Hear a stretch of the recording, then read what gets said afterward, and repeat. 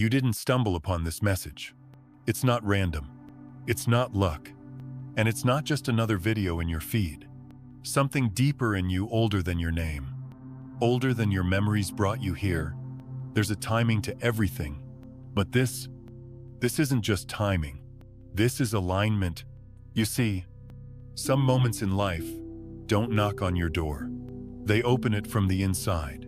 And this may just be one of those moments, not because I have something new to teach you, but because a part of you is ready to remember something it has always known. Take a breath with me. Not the kind of breath we rush through on busy mornings or during anxious conversations, but the kind that softens your chest, releases your jaw, and opens your heart just enough to let the truth in. Because what you're about to hear, it's not data. It's not motivation. It's not a list of steps or a plan to fix your life. It's a quiet homecoming, a gentle tapping on the door of your awareness, reminding you, you were never lost. You just stopped listening for the signal beneath the noise. There is a frequency, a very real, very living pulse that exists beneath the surface of everything. It doesn't shout. It hums. It hums through the sound of wind in the trees. It hums in the stillness between your thoughts. And it's humming through these words now, not because they're special, but because you are present. This meeting, between you and this message, wasn't orchestrated by algorithms. It was orchestrated by alignment, a subtle coherence between where you are and who you're becoming. Because the truth is, you're not just a person watching a video. You are consciousness, wide and eternal, peeking through a temporary perspective. And right now, that perspective is beginning to stretch. It's beginning to open to something larger, softer, wiser. You may feel it as a quiet nudge in your chest. Ora deep. Wordless. Yes. Resonating somewhere you can't quite explain. That's not coincidence. That's resonance. We've been taught to believe that awakening is about learning something new. But real awakening is much simpler and more mysterious. It's not about effort. It's about permission. Permission to stop trying so hard. Permission to be still enough to notice what's already been whispering to you. You don't need to become someone else. You don't need to fix all your flaws or erase your doubts. You just need to remember the one truth that changes everything. You are not separate from the intelligence that orchestrates life. You are that intelligence in human form, and it has brought you here, not to give you more to do, but to invite you to undo, to soften, to release the grip, to rest not as an escape from life, but as a return to what's real, because when the mind lets go, even just a little, your awareness rises like mist after the rain, not with fanfare, but with quiet clarity. And in that clarity, something begins to shift, not outside you, but through you. You begin to notice that the universe isn't throwing signs at you. You are the one who has been creating them, all along. So no, this isn't a coincidence. It's a rendezvous, a frequency rendezvous between you and a version of you that's already whole. And maybe, just maybe, this is the moment you remember not what you're supposed to become, but who you've always been. Onu, you don't create synchronicity. You are synchronicity. Sometimes you look back on a moment, a person you met, a message you heard, a door that opened, and you whisper to yourself, that was perfect timing. You smile, maybe with a touch of wonder, maybe with a bit of disbelief, and you wonder, was that fate? Was the universe watching out for me? Was it just luck? But what if I told you, it wasn't something that happened to you? It was something that happened through you. You see, synchronicity is not the universe nudging you from the outside. It's the reflection of your own inner state rippling outward. It's your frequency shaping the path beneath your feet, even before you take the first step.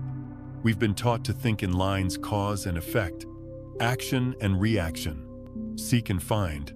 But consciousness doesn't work in lines. It works in loops, in spirals, in gentle curves that return to meet you just when your heart is open enough to receive them, when something feels perfectly timed, It's not a reward for good behavior. It's not an external force deciding you're finally worthy. It's resonance. Your field, the energy you carry, the thoughts you hold, the emotions you embody is not silent. It's a constant transmitter. It hums, it pulses. It reaches beyond what the mind can measure. And the outer world, it listens, it mirrors.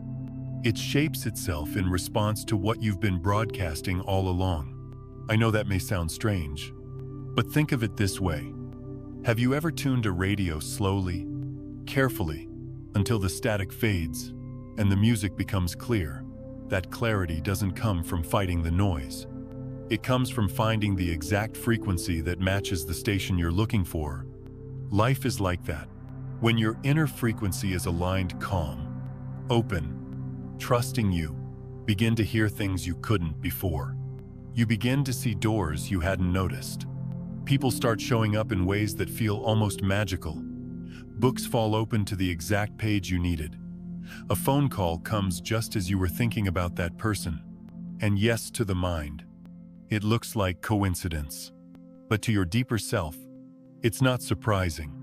It's familiar. Because something in you has already traveled ahead. Not to control the future, but to plant markers of remembrance. Little signposts that say, you're on the path. Keep going. This is it. But here's the part most people miss. Synchronicity isn't a one-time reward. It's not something you earn through effort or spiritual performance. It's not even something you have to chase. It's what naturally happens when your inner being and your outer life stop fighting each other. When your breath slows down, when you stop gripping so tightly to how things should look, and begin to gently allow what wants to unfold. And when that happens, life begins to feel different. Not because it suddenly becomes easier, but because you no longer feel like a stranger in your own story. You realize you're not being pushed by life. You're being pulled by alignment. That thing that appeared right on time. It didn't land in your lap because the universe finally noticed you. It showed up because your vibration became clear enough for it to enter. You didn't find the moment found you. That's why I say you don't create synchronicity. You are synchronicity. It's not out there. It's in the way you walk into a room. It's in the way you listen, not just with your ears, but with your whole being. It's in the way your presence changes a conversation, shifts the energy, creates a ripple that someone else doesn't even have words for. You're not just a receiver of meaning. You're a generator of it. And the more you trust that, the more you allow your life to unfold not by force but by frequency, the more the world starts to move in rhythm with your soul. So the next time something feels too perfect to be planned, pause for a moment, close your eyes, and instead of asking, "How did this happen?" ask yourself, "What part of me already knew this was coming?" And maybe, just maybe, you'll hear the quiet answer. The part that never forgot who I truly am. 2. The body is not a prison. It's the quantum anchor for the soul. There was a time in my life when I tried to escape my body. Maybe not physically, but energetically. I thought awakening meant rising above the flesh, above the ache, the aging, the fatigue, the cravings. I thought freedom meant floating somewhere higher beyond all this noise and heaviness. But that kind of freedom was just another disguise for resistance. And what I've come to realize after all the searching, all the striving is this. Your body is not holding you back. It's holding you open. You're not here to transcend your body. You're here to inhabit it, fully, lovingly, as if it were a sacred home, because it is. This skin, these bones, this breath, it's not the cage of the soul. It's the chamber through which the soul sings. You see, the body is where heaven touches earth. It's where your consciousness meets the texture of this life. And every heartbeat, every sensation, every shiver or sigh, it's not just biology, it's intelligence in motion. The same force that spins galaxies is breathing through you. Not metaphorically, literally. And when we disconnect from the body, when we ignore it, shame it, overwork it, or try to bypass it, we cut ourselves off from the frequency of the very awakening we're seeking. Because real awakening doesn't float above life. It sinks deeper into it. It happens in the quiet moments, when you feel the breeze on your face, when you allow tears to rise without needing a reason, when you place a hand on your chest and simply stay. Most people think intuition is some mystical voice in the clouds, but often, it starts as a whisper in your gut, a tension in your neck, a weight in your chest. Your body is your tuning fork. It vibrates before the mind can speak. It knows. And more than that, it remembers. It remembers the traumas you tried to forget, the joys you didn't allow yourself to fully feel, the truths you swallowed instead of speaking. But it doesn't remember to punish you. It remembers so it can invite you back home, back into this sacred vessel, this quantum anchor that lets your vast, infinite awareness touch the world with hands and eyes and breath. The more you soften into your body, not as something to fix, but as something to befriend, the more it begins to reveal things to you. Not in words, in waves, in felt impressions, in quiet knowings that rise from somewhere deep and undeniable. And slowly, gently, the body shifts from being something you carry to being something that carries you. It becomes not just a place where life happens, but a participant in the unfolding of life itself. You start to realize the tingling in your spine when you hear the truth. That's your alignment. The tightness in your stomach when something feels off. That's your compass. The warmth in your chest when you're in resonance with someone. That's the field of love expressing itself through flesh and feeling. And here's what's even more miraculous. The body doesn't ask for perfection. It doesn't need you to be spiritual or disciplined or enlightened. It just asks you to come back, to listen, to feel, to stop turning away. And when you do, the most ordinary moments begin to shimmer with presence. A sip of tea, a walk in the evening light, the rhythm of your breath as you fall asleep. Suddenly, life no longer feels like something happening to you. It feels like something happening through you. Because it is. Your body is not in the way. It is the way. It is the bridge between your soul and this world, the meeting place of light and matter, of consciousness and form. So the next time you feel disconnected from yourself, don't try to think your way back. Don't rush to fix, to perform, to reach for the stars. Just pause. Place your hand gently on your body, close your eyes, and breathe. Feel what's alive, what's aching, what's open, and know this: you're not broken. You're becoming reconnected. You're not behind. You're returning, not to an idea, not to a doctrine, but to the wisdom that lives under your skin, in your bones, in your breath, to the place where your soul touches the world and says, I am here. 3. You are existing on multiple layers of reality at once. Have you ever paused and wondered how it's possible to feel two things at once? Like part of you knows everything's going to be okay, while another part of you is still, clenching, still, afraid. Or how? In the middle of an ordinary moment, standing in line at the store, driving to work, you suddenly feel a presence, a softness, a knowing that doesn't come from thought. That's not imagination. That's not distraction. That's you experiencing yourself on more than one level. Because here's a quiet truth that can change the way you walk through the world. You are not just who you think you are. Yes, there's the you who's here right now, reading, listening, processing, anchored in this moment, in this room, in this breath. But that's just one layer. There's also the you beyond time, the version of you that exists in what science calls the quantum field, a space that doesn't tick forward like a clock, a space where all possibilities, all versions, all futures exist right now. In that space, time doesn't flow. It unfolds, like a whole painting being revealed at once, instead of one brushstroke at a time. And from that higher field, that deeper knowing, your quantum self sees your life differently. It doesn't judge what you're doing today as right or wrong. It sees how every step is connected forward and backward. It sees how this moment, this message, this very breath was always part of the design. Have you ever felt déjà vu, that strange familiarity when something brand new feels like something ancient? It's not just a mental glitch. It's not just a curiosity of the brain. It's a message, a nudge from the version of you that's already seen this before. Because they're watching from outside the timeline.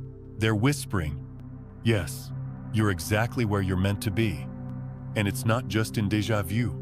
It's in those split-second moments of clarity. When you make a choice that doesn't make logical sense, but feels completely right.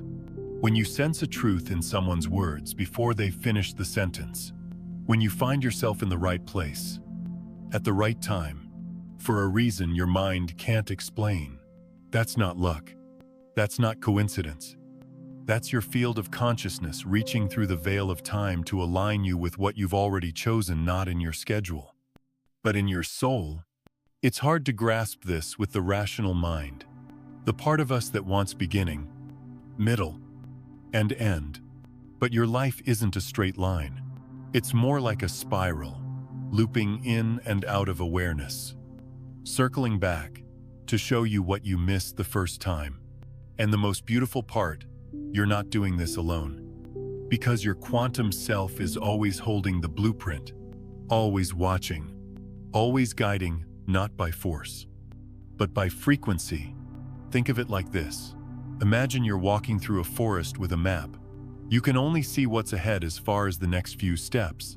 But up above, from the hilltop, there's another version of you holding the whole map, seeing the clearings, the rivers, the forks in the path. They're not shouting directions. They're sending you subtle signals, gut feelings, synchronicities, sudden clarity, not to control you, but to remind you. And each time you trust one of those nudges, each time you honor that quiet guidance that doesn't come from logic, but from deep alignment, you collapse the space between the you down here and the you up there. You begin to move as one. That's the real miracle. Not that the universe aligns something for you, but that you begin to walk in rhythm with the part of you that never forgot. It doesn't mean your life will be without challenges. Even from the higher view, mountains are still mountains. But it means you'll begin to face those challenges from a deeper center, a place where peace isn't the absence of difficulty, but the presence of knowing. So if you're feeling a quiet pull lately, a sense that there's more to you than what others see, more than what even you have let yourself believe, you're right. Because there is. You are not only here, you are also there, spanning timelines, holding vibrations, anchoring truth in places your mind hasn't yet traveled. And every now and then, like now, those layers meet, the higher and the lower, the future and the present, the soul and the story. And when they do, when you feel that little spark of, I've been here before, don't dismiss it. Pause, close your eyes, and say to yourself, I am not behind. I am aligned. My quantum self walks with me, and I am never alone. Because the truth is, you've already lived this moment and chose to return to it with open eyes. 4. Knowing is not enough. It's how you live what you know. There's something that happens on this path, something subtle and dangerous in its subtlety. You begin to wake up. You begin to see the patterns. You read the books. You attend the retreats. You meditate. You journal. You listen to the teachers. And you start to collect pieces of truth, beautiful, shimmering insights. And you hold them close. You wear them like badges of progress, not out of pride, but out of hope that maybe, this time, you've finally found the answer. But here's what I've learned. After falling into that same pattern more times than I can count, truth that is not lived becomes noise. Élégant noise, impressive noise, but noise, still. It can lull us into thinking we've changed, when all we've really done is rearranged our beliefs. Real transformation doesn't happen when you understand something. It happens when you become it. Not when you can recite a teaching, but when it shows up in your tone of voice, in how you hold someone's pain, in how you sit with your own discomfort, without trying to escape. Because what good is a truth you don't walk with? What use is insight if it never makes it out of the notebook and into your next breath? We live in a time that celebrates accumulation, more knowledge, more healing, more content. But the soul doesn't evolve through more. It evolves through embodiment, through the quiet, unglamorous practice of living the truth when no one is watching, of choosing integrity over ego, stillness over reaction, presence over performance. I've met people who could speak of energy fields, chakras, and timelines, but couldn't sit with their partner in silence. I've been that person. I've known the words, but I hadn't let them sink deep enough to shift the way I lived. And so they just stayed there, floating at the surface, not yet rooted. But there comes a moment, and maybe this is yours, when you realize that the light you've been chasing was never meant to be admired from afar. It was meant to be embodied. It was never meant to stay on the mountaintop. It was meant to walk through your kitchen, your office, your hard conversations, your 3 a.m. fears. And that shift from seeking to embodying is where awakening really begins. It's not glamorous. It's not dramatic. It's quiet. It's the moment you pause before reacting and choose kindness instead of defensiveness. It's the moment you tell the truth, even when it trembles in your throat. It's the moment you stop waiting for the world to change and become the presence that shifts the room just by how you enter it. This is not about perfection. This is not about doing it right. This is about congruence, about letting what you know on the inside match what you live on the outside. Sometimes that means saying, "I don't know." Sometimes it means apologizing. Sometimes it means resting when your mind screams, "Be productive." Sometimes it means sitting in grief without rushing to fix it. These are not small things. These are sacred acts of alignment, and you'll know you're beginning to live what you know, not because life becomes easier, but because it becomes more real, more grounded, more intimate, more alive. You'll notice that your peace isn't fragile anymore. It's not dependent on circumstances behaving. You'll notice that love isn't something you try to offer. It's something that naturally radiates from the spaces where you used to be afraid. And you'll notice that light is no longer something you run toward. It's something you quietly become. Because that's the irony of awakening. At some point, you stop chasing it. You stop trying to become more spiritual. You stop trying to fix or transcend or prove anything. And you start to remember that who you are, at your core, is already whole. You stop chasing the light and start living like you are the light. You may forget sometimes. That's okay. We all do. But the more you return, the more you bring your body, your voice, your presence into alignment with what you've always known in your heart, the more your life becomes the teaching, not your words, not your knowledge, but your way of being. So if you've been collecting wisdom, but still feel disconnected, you're not doing anything wrong. Maybe it's just time to stop gathering and start becoming, because the world doesn't need more brilliant minds. It needs more embodied hearts, and yours is more ready than you think. 5. You didn't come here to seek meaning. You are the meaning. There's a point on the journey where you realize you've been chasing something that was never running from you. Meaning, it's the thing we've been trained to search for. We look for it in relationships, in careers, in signs from the sky, in the opinions of others. We look for it in books, in rituals, in endless questions that echo inside us late at night. And the mind is hungry for it. It wants answers. It wants symbols. It wants guarantees. It wants the comfort of cause and effect. This happened because I am here to do this. I must figure it out before it's too late. But here's what I've come to understand. In the quiet aftermath of all that striving, You didn't come here to decode life. You came here to live it. You didn't come here to collect meanings like trophies on a shelf. You came here to embody meaning, not as something outside you, but as something that moves through your breath, your presence, your being. You see, your soul is not here to be impressed by the signs. It is the sign every time you walk into a room and someone feels safer. Every time you speak a truth that helps another person finally feel seen. Every time you simply exist in alignment with what's real for you, you're transmitting meaning into the world, not through words, but through frequency, because the deepest meanings are never explained. They're felt, like the stillness of a lake before sunrise, like the warmth of holding someone's hand when there's nothing left to say, like the moment you look in the mirror, not to fix anything but to finally see yourself. Meaning doesn't live in definitions, it lives in presence.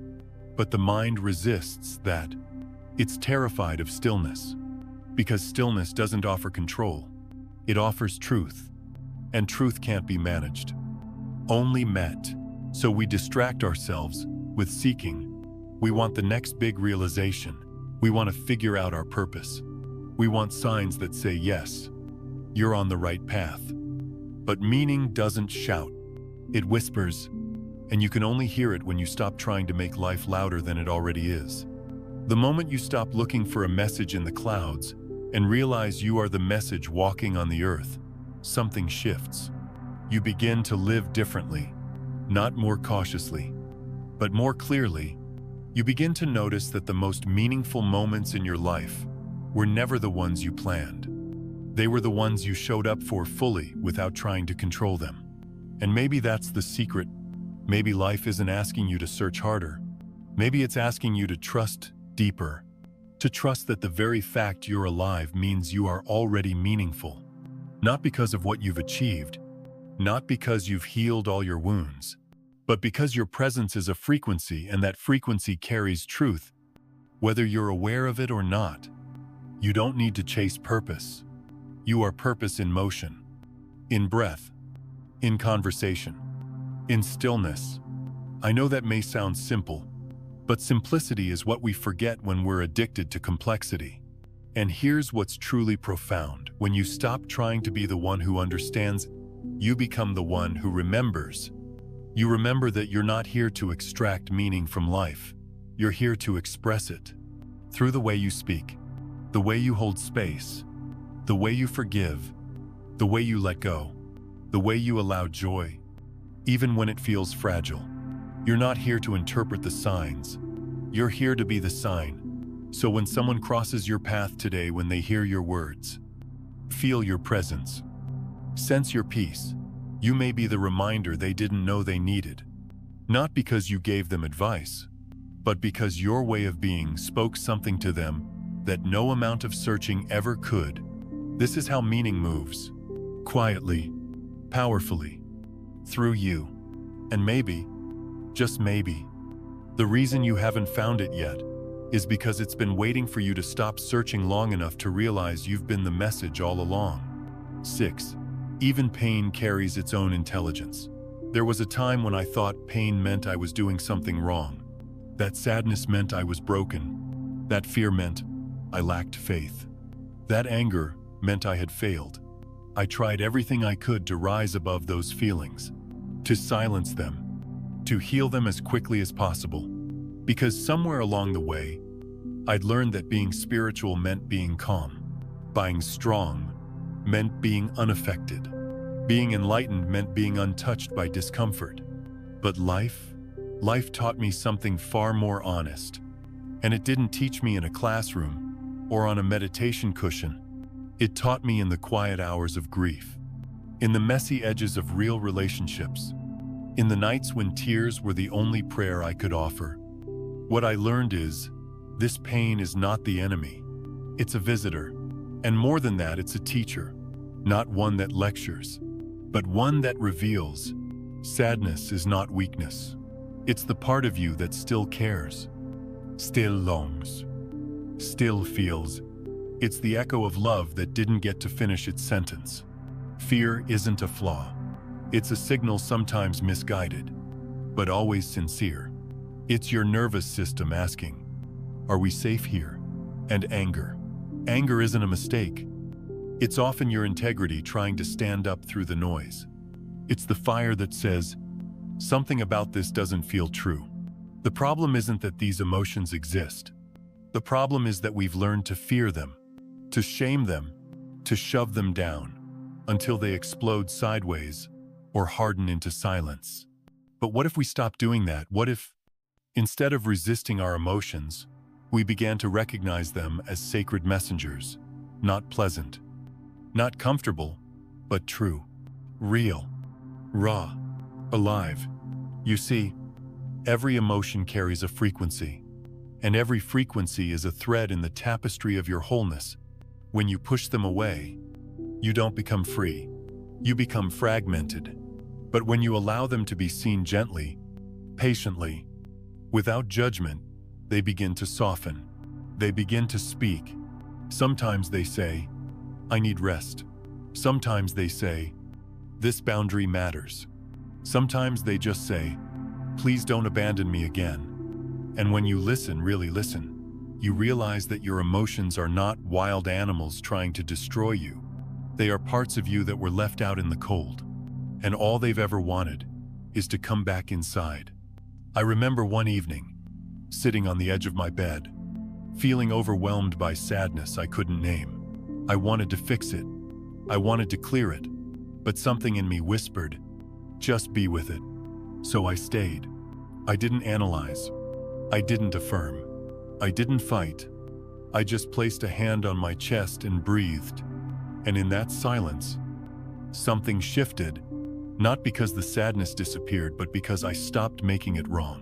And that's when I understood. Healing isn't the removal of pain. Healing is the return of love, especially to the places that hurt. When you meet pain with curiosity instead of fear, with compassion instead of control, you create space for the intelligence within it to unfold, because pain, too, is consciousness. It's awareness exploring the edge of limitation. It's life brushing up against the walls of its own, forgetting asking to be remembered as part of the whole. You are not less spiritual when you're angry. You are not less evolved when you're afraid. You are not failing when you're sad. You are simply human, and being human in all its mess, in all its tenderness, is not a detour from awakening. It is the path. So what if you stop judging your feelings? What if you let them be as sacred as joy, as welcome as peace? What if the trembling in your belly is not a sign that you're off track, but a sign that something very alive is asking to be felt? The truth is, your emotions aren't here to destroy your clarity. They're here to deepen it, to crack open the surface so that something more honest can rise. So the next time a wave of emotion comes, instead of asking, "How do I get rid of this?" try asking, "What is this feeling here to show me? What part of me is asking to be seen, to be held, to be welcomed home?"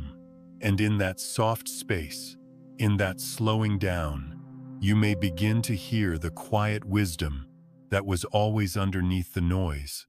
Because even your pain has something to say, and it speaks in the language of truth.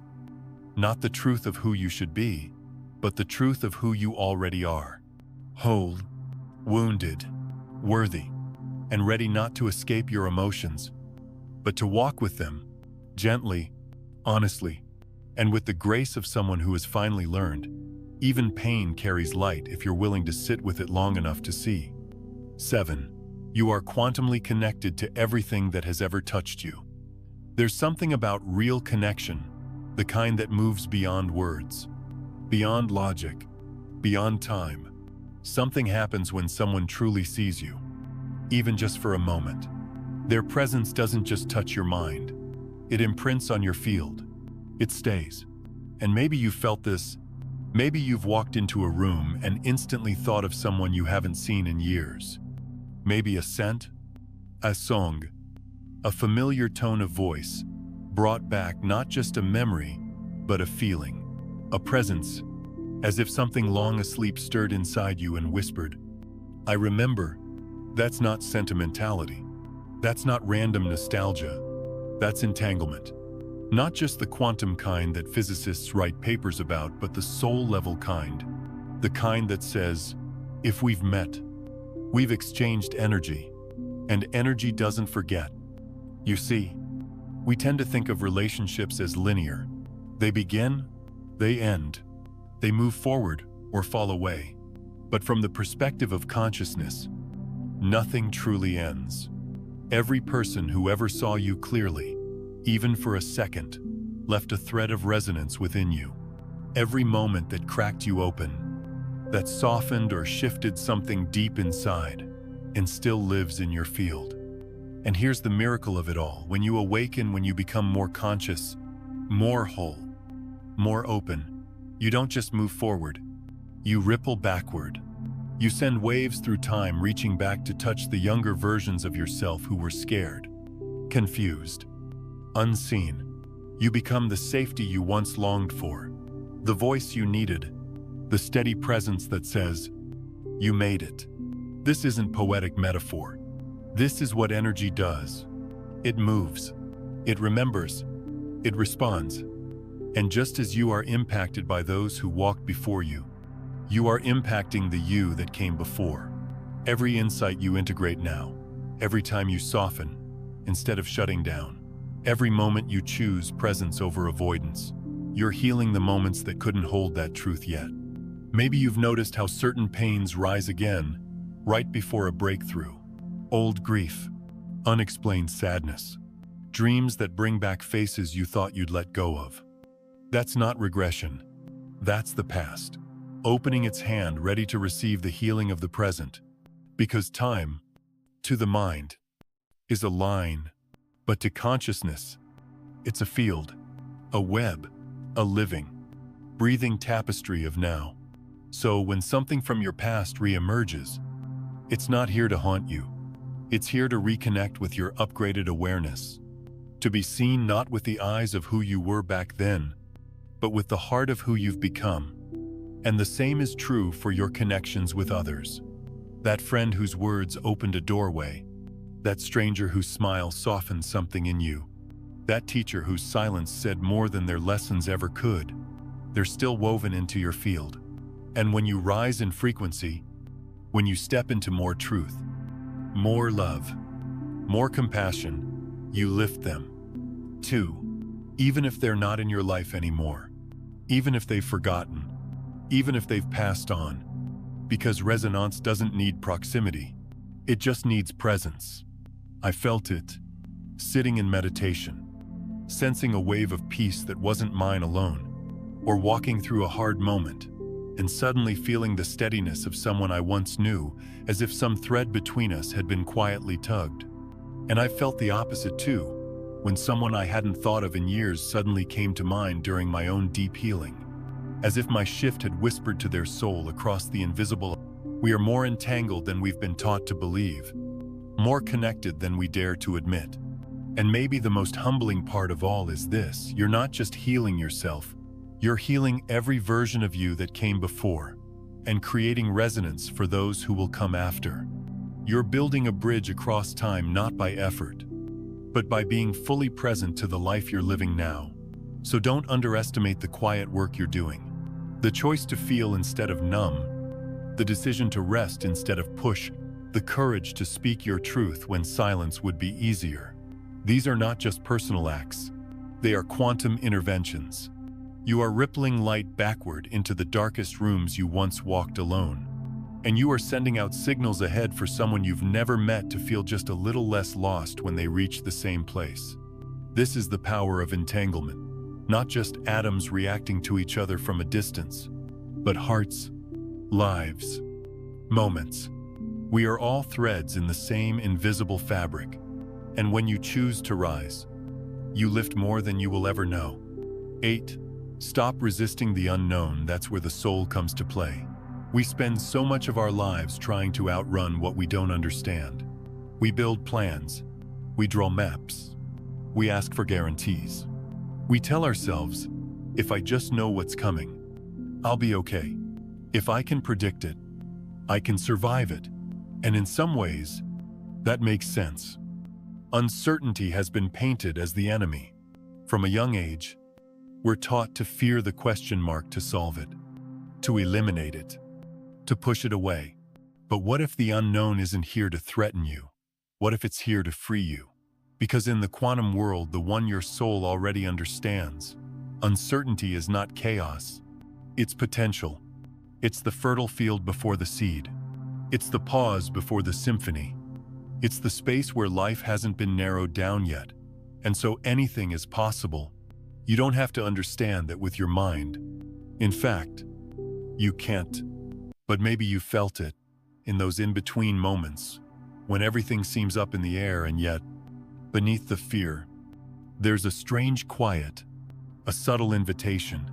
That's your soul recognizing home. Because the soul doesn't need certainty. It doesn't crave control. The soul came here to explore, to stretch, to play in the space of what might be. And that means sometimes the very thing you're resisting, the blank page, the unclear path, the I don't know moment, is actually the most sacred place of all. It's the place where your logic stops and your deeper wisdom begins. But here's the catch. To receive the gifts of the unknown, you have to stop fighting it. You have to stop calling it wrong. Stop labeling it as failure. Stop treating it like a sign you've done something bad. And instead, breathe into it. Open to it. Let it soften you. That's not easy. I know, because I've stood at the edge of things falling apart. I've stared into the dark hallway where the door hasn't opened yet. And everything in me wanted to panic, to grasp, to retreat. But in the moments I chose stillness instead of scrambling, in the moments I surrendered, not from defeat, but from quiet trust, something always arrived. Not the answer I expected, not always the comfort I wanted, but something real, something aligned, something that reminded me.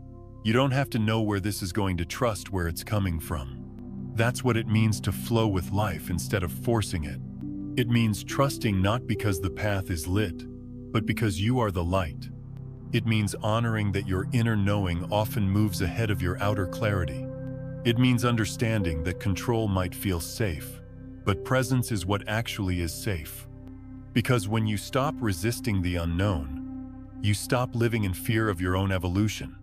You allow space for creativity to emerge. You make room for new relationships to find you. You create openings where unexpected beauty can enter, not through your plans, but through your willingness to receive what you couldn't have imagined. And here's what's quietly miraculous. When you begin to live this way, not with recklessness, but with trust, life starts to respond. The right conversations find you. The right detours lead somewhere meaningful.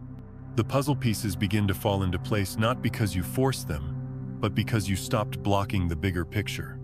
And you'll realize that life doesn't need to be perfectly mapped out to be deeply intelligent.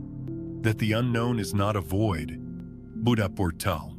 A portal to possibility, to alignment, to parts of yourself you didn't even know existed yet.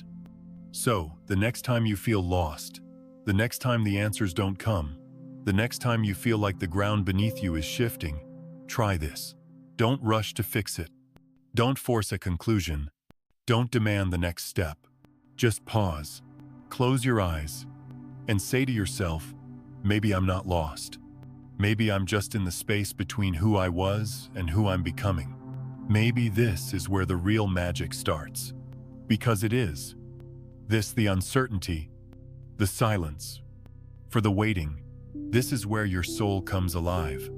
This is where you begin to dance with life, rather than direct it. And as you learn to live inside that space, not as a problem to solve, but as a playground to explore, you will begin to see the unknown was never your enemy. It was your invitation to co-create, to trust the rhythm that has always been guiding you, to step into the current of something wiser, deeper, freer than anything your mind could ever plan. This is the freedom the soul longs for, not freedom from the unknown, but freedom inside it. 9. Awakening is not about becoming light. It's about no longer resisting the dark. We've been told, over and over again, that to awaken is to rise, to vibrate higher, to let go of the heavy, to banish the negative, to become pure. But I want to tell you something I've learned not from books, not from teachers, but from sitting in silence with myself when the world stopped making sense. The light didn't come when I became perfect. It came when I stopped hating my shadows. You see, awakening is not a spiritual performance. It's not a prize you earn after cleansing all your wounds or silencing your pain. It's not some final moment when the darkness disappears and only light remains. No, real awakening happens the moment you stop running. The moment you stop pretending that your fear, your sadness, your anger are signs of failure. Because they're not. They're signs that you are alive, that you are human, that you have depth.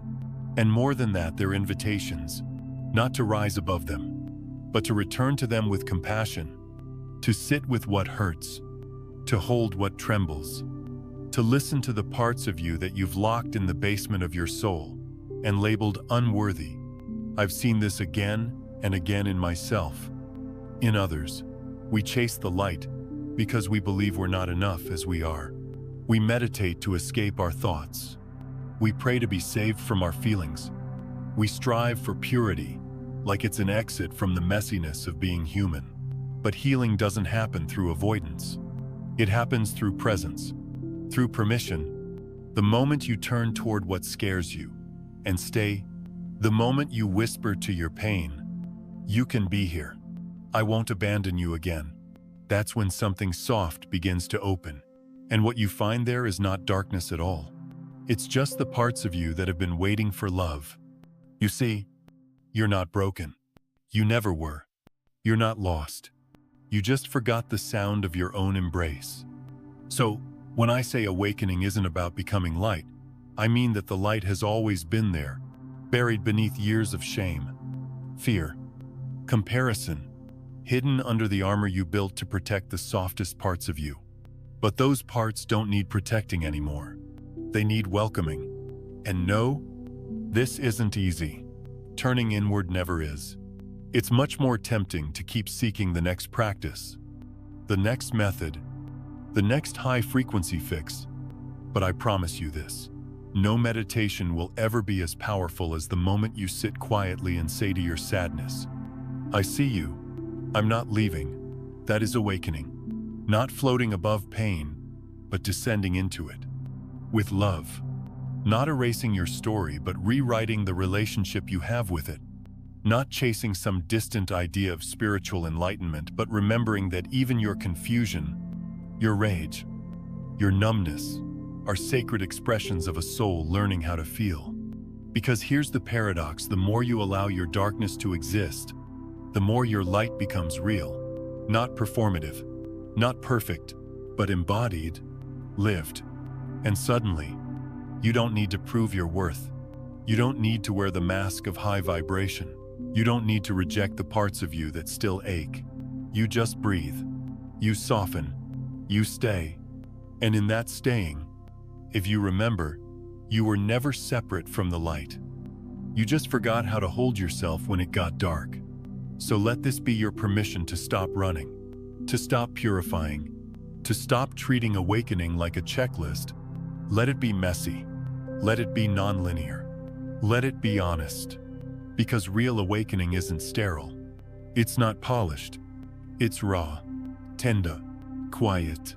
It happens in the softest moments, when you stop trying to be better and finally become with yourself. And in that moment, you'll realize you're not here to chase the light. You are the light even in your forgetting, even in your falling, even in your fear. The light was never the goal. It was always the embrace. And now, you're coming home to it. 10. Life is the laboratory. Your presence is the experiment. There was a time I thought I had to leave the world to awaken, that if I meditated hard enough, if I studied deeply enough, If I removed all the noise, maybe, just maybe, I could finally become spiritual. But the world kept knocking on my door. A phone call I didn't want to answer. A misunderstanding with someone I loved. A traffic jam. A deadline. A disappointment. And suddenly, I didn't feel so awakened anymore. That's when I began to realize something both humbling and liberating. Spiritual growth doesn't happen in a cave. It happens in the kitchen, in the boardroom, in the heartbreak, in the everyday friction of being human. You don't ascend by escaping life. You awaken by engaging with it consciously. Because this life, it is the curriculum. Every person you meet is a mirror. Every situation is a teacher. Every emotion is a message from your inner world. And most importantly, you are the one being tested, not by the universe, but by your own presence. How present can you remain when someone disagrees with you? How soft can you stay when life feels hard? How deeply can you breathe through the tension instead of reacting from it? This is the real work. Not floating above the chaos, but staying rooted in love while standing in the middle of it. And yes, it's hard, but that's why it's powerful. Because each moment you choose awareness over autopilot, each time you pause instead of explode, each breath you take instead of running away, you're shifting something in the quantum fabric of your being. You're changing your field. You're recoding your reality. And it doesn't have to look perfect. Sometimes, spiritual practice is taking 3 deep breaths in a grocery store parking lot before you go home and face a conversation you've been avoiding. Sometimes it's holding your child while they cry, not trying to fix them, just being the calm center they can lean into. Sometimes it's admitting you were wrong, without shame, just honesty. This is applied spirituality. This is embodied consciousness. It's not about what you believe, it's about how you live. It's not about memorizing sacred texts. It's about becoming a sacred presence in the middle of the mess. Because life will get messy. You will feel anger. You will get triggered. You will stumble. But here's the beauty. You don't have to pretend you're beyond it. You just have to stay present within it. Imagine life as a great cosmic laboratory. Every interaction is a chemical reaction. Every thought is an ingredient. Every moment is a test of resonance. And your presence, your willingness to meet what arises with clarity and softness, is what transforms the ordinary into the miraculous. This is not bypassing. This is not spiritualizing pain. This is not putting on a smile when your heart is breaking. This is meeting life with your whole self. Shadow and light. Fear and grace. Confusion and clarity side by side. And in that radical honesty, you awaken something more powerful than any mantra or affirmation could ever give you. You awaken your ability to respond. Not react, not resist, but respond from your deepest alignment. And that changes everything. Because when you start showing up like that, life begins to meet you differently, conversations soften, opportunities open, patterns dissolve. Not because you forced them, but because your presence became the alchemy. So no, you don't need to escape to the mountains. You don't need to cleanse your aura every full moon. You don't need to be constantly high vibe. You just need to be here, really here, fully in your body, fully in your breath, fully in your choices. Because this messy, beautiful, unpredictable life isn't the thing standing between you and awakening. It is the path, it is the practice, it is the portal, and every time you choose to walk it with love, with courage, with presence, you're not just transforming your own life. You're anchoring a new reality into the collective. A reality where awakening doesn't mean escaping humanity, but reclaiming it, tenderly, honestly, moment by moment. 11. Your realization awakens the collective. There's a quiet myth we carry that healing is a private thing, that awakening is solitary, that your inner work is yours alone. But I want to invite you into a deeper, remembering every time you choose truth over comfort. Love over fear. Presence over reaction. You're not just shifting your life. You're shifting the field. You are, quite literally, becoming a transmitter. You see, consciousness is not a closed loop. It's a shared field, a web, a breathing intelligence that connects us all. And your awakening is not a flicker in the dark. It's a signal, a wave, a living broadcast of what's possible. Think of it like this: when one tuning fork is struck, another nearby begins to vibrate. Not because it was touched, but because it was tuned to the same frequency. That's what your presence does. When you embody peace, you don't have to preach it. People feel it. They begin to remember something ancient in themselves. Not because you taught them, but because you became the proof. You see, the most powerful teachings don't come through words. They come through embodiment. When you forgive where you once held blame, when you stay present when you want to disappear, when you open your heart when it would be easier to shut down, you're not just doing that for yourself. You're echoing into the collective nervous system. You're rewriting inherited patterns. You're becoming a new reference point in the human field. And this is how transformation ripples. Not through force, not through shouting truth from rooftops, but through the subtle, quiet shifts of a soul choosing a new path. I remember a time when I thought I had to change the world, convince people, wake them up. But now I know, the world doesn't change because you shout louder. It changes when your frequency shifts, because frequency is contagious. Every moment you stay true to your inner knowing, especially when no one is watching you carve a trail of light through the fog of unconsciousness. And someone, somewhere, may walk that trail one day, without ever knowing your name, but feeling your impact. That's the beauty of resonance. It doesn't ask for credit. It doesn't seek applause. It just is. Quiet. Powerful. Indéniable. So when you wonder, what's the point of this inner work? Who even notices? Remember this. The collective notices. The field notices.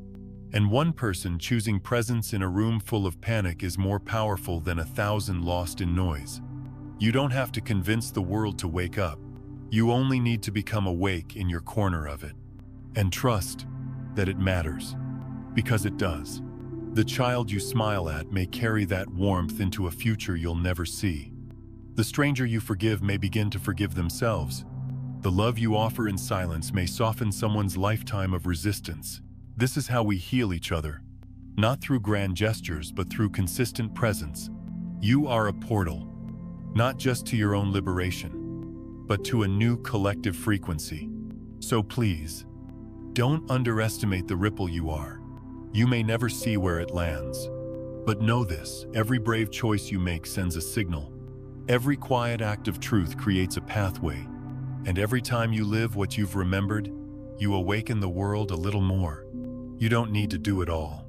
Just your part. From your heart, with your breath. That is enough. That is everything. You're not becoming, you're remembering you were never broken. Let me say that again, because sometimes the mind needs to hear it more than once. You were never broken. You were never late. You were never lost. What you were was learning how to become still. Still enough to hear what was always whispering underneath the noise. Still enough to remember that you were never meant to chase after awakening, but to surrender into it. Somewhere along the way, we were taught to search, to reach higher, to heal harder, to strive for better, and we forgot something so simple, so sacred, that you don't need to become the light. You already are the light. You just forgot how to see yourself in the dark. And now, somehow, this message found you, maybe through a video, a voice, a quiet pull you couldn't quite explain. But the truth is, you didn't find this. It found you, because a part of you, deeper than the noise of the world, was ready to remember. Not remember how to become perfect, not remember how to escape pain, but remember how to breathe again as the soul inside the skin. You see, you didn't come here to transcend being human. You came here to infuse divinity into your humanity. You didn't come to glow above others. You came to be the quiet flame that reminds others they were always glowing too. So for the next 30 days, not as a rule, not as a challenge, but as an invitation, let go of trying to do it right. Let go of fixing. Let go of proving. Let go of chasing the next realization, like it's the final puzzle piece. Instead, live. Live as if you're already whole. As if life isn't something happening to you, but something happening through you.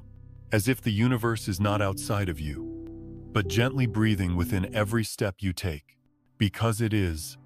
You are consciousness, wrapped in skin, testing what it feels like to smile through a storm, to rest in uncertainty, to hold yourself not when you're enlightened, but when you feel most undone.